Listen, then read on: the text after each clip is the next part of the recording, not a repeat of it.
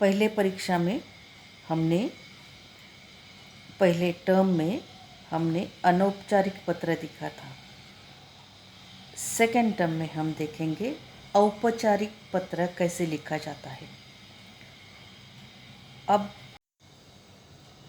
औपचारिक पत्र में हम जैसे किसी को अगर हमारे विचार बताने या सूचना देनी है या कुछ हमारे हमें जो कहना है वो उनसे पत्र के द्वारा हम भेजते हैं।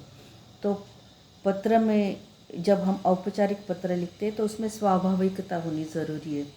ये बात तो अगर हम कई बार फ़ोन से भी बात करके उन्हें बता सकते हैं, पर आज भी पत्र का महत्व उतना ही है। तो पत्र कैसे लिखा जाता है, पत्र लिखना भी एक कला होती है।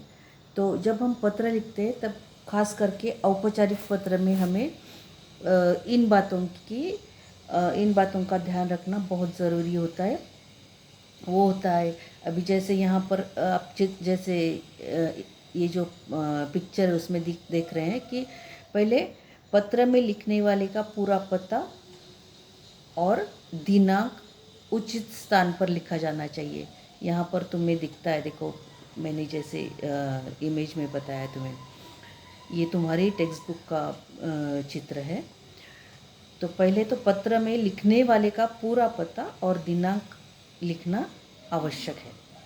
उसके बाद जिस व्यक्ति को हम पत्र लिख रहे हैं तो उनके लिए योग्य संबोधन का प्रयोग करना चाहिए। मतलब उन्हें उचित तरीके से संबोधित किया जाना चाहिए। जैसे पूज्य है, पूजनीय है, आदरणीय है, महोदय है या मान्यवर है। इस प्रकार के जो संबोधन है वो उचित उपयोग में लाने ज़रूरी है। जब हम पत्र लिखते हैं तो पत्र की भाषा एकदम आसान होनी चाहिए, सिंपल होनी चाहिए, क्योंकि सामने वाला हमें पहचानता नहीं है। तो हम जो भी लिखेंगे उसके ऊपर उसे समझ में आएगा कि हम क्या चाहते हैं। तो वो पत्र के ज़रिए ही उन्हें समझ में आएगा कि हमें किस चीज़ की ज़रूरत है या हम कहना क्या चाहते हैं, हमने किस उद्देश्य से पत्र लिखा है।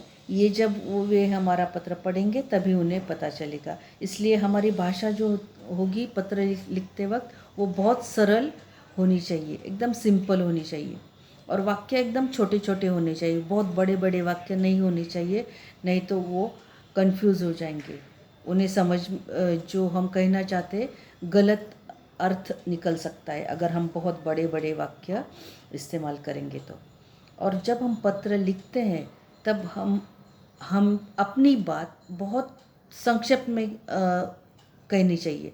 मतलब पत्र बहुत बड़ा नहीं होना चाहिए, पत्र छोटा होना चाहिए। और उन्हीं वाक्यों में से जितने भी हम वाक्य लिखते हैं, समझो 6-7 वाक्य हमने लिखे, उन 6-7 वाक्यों में पूरी तरह से उनको अपनी बात समझ में आ जानी चाहिए। तो हमारी बात उन्हें समझ में आएगी, ऐसा ही हमें संक्षेप में पत्र लिखना चाहिए, ब्रीफ में पत्र लिखना चाहिए।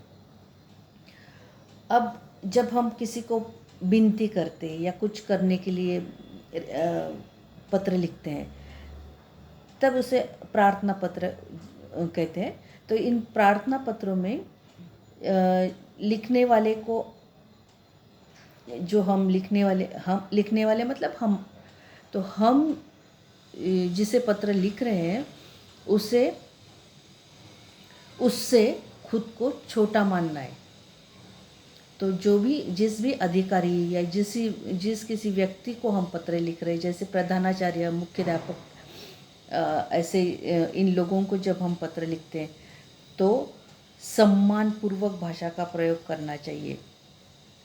तो उनको हम रिस्पेक्ट से, आदर से बात करनी चाहिए। जो भी हम लिख रहे हैं उनको पत्र के ज़रिए ऐसे नहीं दिखना चाहिए कि अरे इस व्यक्ति ने किस प्रकार के वाक्य इस्तेमाल किए, ये किस प्रकार की रिक्वेस्ट कर रहा है, ऐसे उसे नहीं लगना चाहिए। तो हमने उनके साथ जब हम बात करते हैं, प्रधानाचार्य या मुख्याध्यापक, ये पत्र भी उन्हें ही हम लिख रहे हैं ना। हम विद्यालय के प्राचार्य जी को ही पत्र लिख रहे हैं, तो हमारी भाषा जो होगी वो एकदम नम्र होनी चाहिए, सम्मानपूर्वक होनी चाहिए।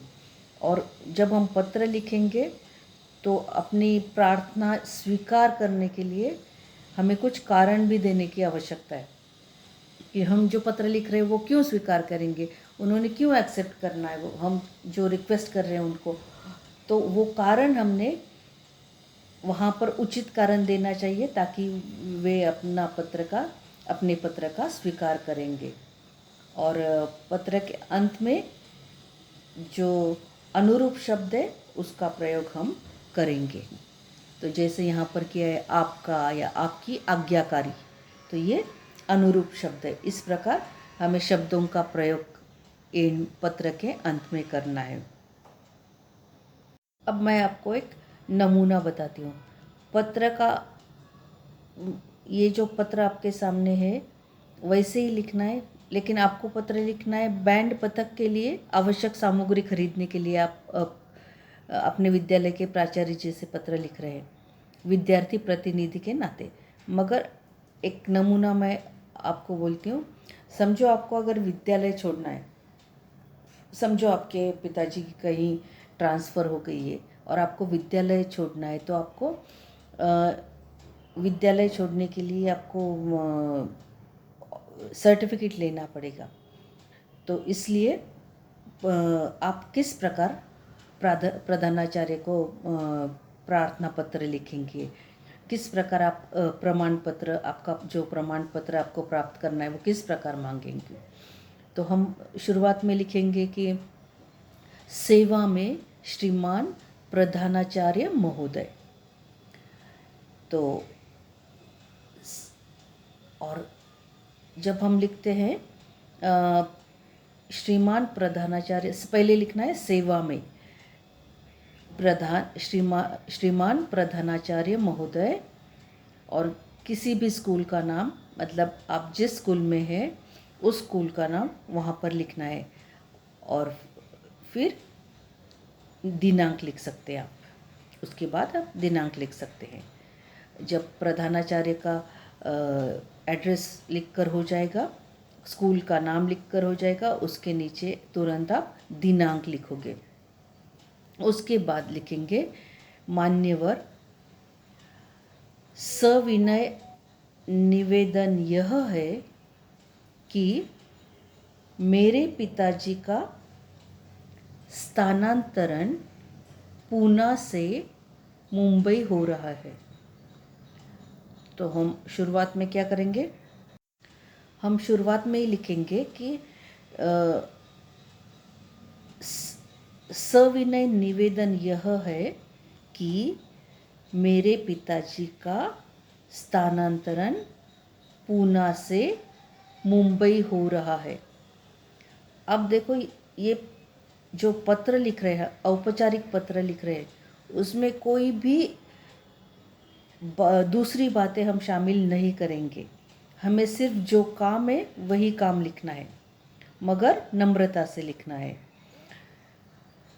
तो हम लिखेंगे कि मेरे पिताजी का स्थानांतरण पूना से मुंबई हो रहा है, और उसके बाद हम कॉमा देंगे, इसलिए मुझे भी परिवार के साथ मुंबई जाना पड़ेगा। एकदम शॉर्ट में हम लिख रहे हैं पत्र। देखो कितने ज़्यादा से ज़्यादा ये 4 से 5 लाइन होगी।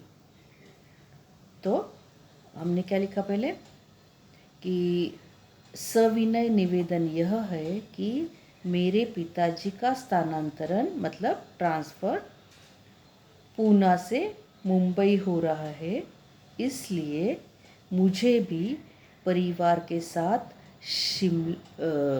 मुंबई जाना पड़ेगा। अब आगे हम लिखते हैं कि मेरे यहाँ रहने का कोई प्रबंध नहीं है। मतलब अगर हमें स्कूल जाना है तो हमें कुछ वहाँ पर हॉस्टल चाहिए या घर चाहिए, मगर अब जब पिताजी का स्थानांतरण हो रहा है तो रहने की कोई जगह ही नहीं है, तो इसलिए हम प्राचार्य जी से कह रहे हैं कि मेरे यहाँ रहने का कोई प्रबंध नहीं है, इसलिए कृपा करके मुझे स्कूल छोड़ने का प्रमाण पत्र दिया जाए ताकि मैं वहाँ जाकर पढ़ाई जारी रख सकूं। सिंपल शब्दों में ज़्यादा से ज़्यादा 4 से 5 लाइन में अपना पत्र हो रहा है। तो क्या लिखा हमने कि मेरे यहाँ रहने का कोई प्रबंध नहीं है, इसलिए कृपा करके मुझे स्कूल छोड़ने का प्रमाण पत्र दिया जाए ताकि मैं वहाँ जाकर पढ़ाई जारी रख सकूं।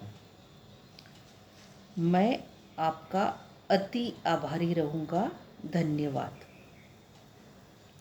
तो यहाँ पर पैराग्राफ्स बनाने की कोई ज़रूरत नहीं है हमें, एक ही इसमें 4-5 लाइन में हमारा, मुझे लगता है 4 ही लाइन में हमारा सब कुछ जो पत्र लिख रहे हैं हम वो पूरा हो जाएगा। तो हमने अंत में क्या लिखा, मैं आपका अति आभारी रहूँगा और धन्यवाद। इंग्लिश में कैसे हम लिखते ना थैंकिंग यू, वैसे हिंदी में लिखते धन्यवाद।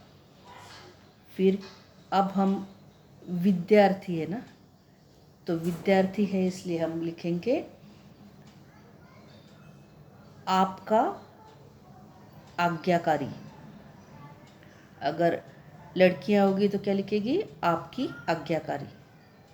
लड़का होगा तो लिखेगा आपका आज्ञाकारी, लड़की होगी तो आपकी आज्ञाकारी।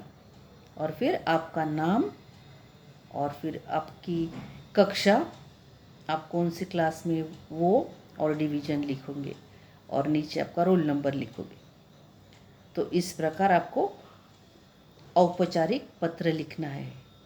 तो ये तो मैंने बताया आपको कि जब विद्यालय छोड़ने के लिए आप प्राचार्य जी से जब पत्र लिखोगे, प्रार्थना पत्र लिखोगे, प्रार्थना पत्र मतलब रिक्वेस्ट करने के लिए जो पत्र लिखोगे, तो उसके लिए इस प्रकार लिखोगे। तो सेम पत्र आपको यहाँ पर लिखना है कि सेम पत्र आपको आपका जो स्कूल में जो बैंड का पथक होता है ना, जो ग्रुप होता है, तो उसके लिए आपको कुछ मटेरियल चाहिए, कुछ इंस्ट्रूमेंट्स चाहिए। तो वो इंस्ट्रूमेंट्स खरीदने के लिए आपको विद्यालय के प्राचार्य से अनुमति चाहिए, परमिशन चाहिए। तो आप विद्यार्थी प्रतिनिधि है, और विद्यार्थी प्रतिनिधि के नाते से आप प्राचार्य जी को परमिशन मांगेंगे, अनुमति मांगेंगे, और उसके लिए आप पत्र लिखेंगे। पत्र बहुत आसान है, जैसे मैंने बताया कि पहले आपको एड्रेस लिखना है। एड्रेस प्रधानाचार्य का सेवा में श्रीमान प्रधानाचार्य महोदय, और फिर स्कूल का नाम, और उसके नीचे ही तुरंत दिनांक लिखना है आपको। और फिर पत्र का जो है वो लिखना है, विषय लिखना है, किस विषय में आप पत्र लिखना चाहते हैं। तो इस प्रकार आपको ये पत्र पूरा करना है। और ये पत्र, इसे हेडिंग देनी है औपचारिक पत्र। तो ये जो औपचारिक पत्र है, वो औपचारिक पत्र आपको हिंदी कॉम्पोजिशन बुक में लिखना है। और ये हिंदी कॉम्पोजिशन बुक में उसके पहले भी आपने अपने जो सेकेंड टर्म में निबंध हुए उसमें ये पत्र आएगा। और जैसे कि मैंने बताया, पत्र की भाषा एकदम सिंपल होनी चाहिए, आसान होनी चाहिए, जो सामने वाले व्यक्ति, जो हमारे पढ़ने वाले, वो अच्छी तरह से समझ सके आपने ये पत्र क्यों लिखा है। आपने ये अनुमति मांगने के लिए, परमिशन मांगने के लिए पत्र लिखा है, ये उन्हें समझ में आ जाना चाहिए। और जैसे कि मैंने बताया, आपकी भाषा नम्रता पूर्वक होनी चाहिए, सम्मान पूर्वक आपकी भाषा होनी चाहिए। तो फिर वो पत्र आप बहुत अच्छी तरह से लिख पाओगे। तो ये पत्र आप कॉम्पोजिशन बुक में पूरा करके रखिए और सुंदर हैंडराइटिंग में गलती किए बिना ये पत्र आपको लिखना है। और जैसे कि मैंने बताया, पैराग्राफ नहीं बनाने हैं और बहुत बड़ा पत्र नहीं लिखना है। तो इस प्रकार ये पत्र आपको लिखना है।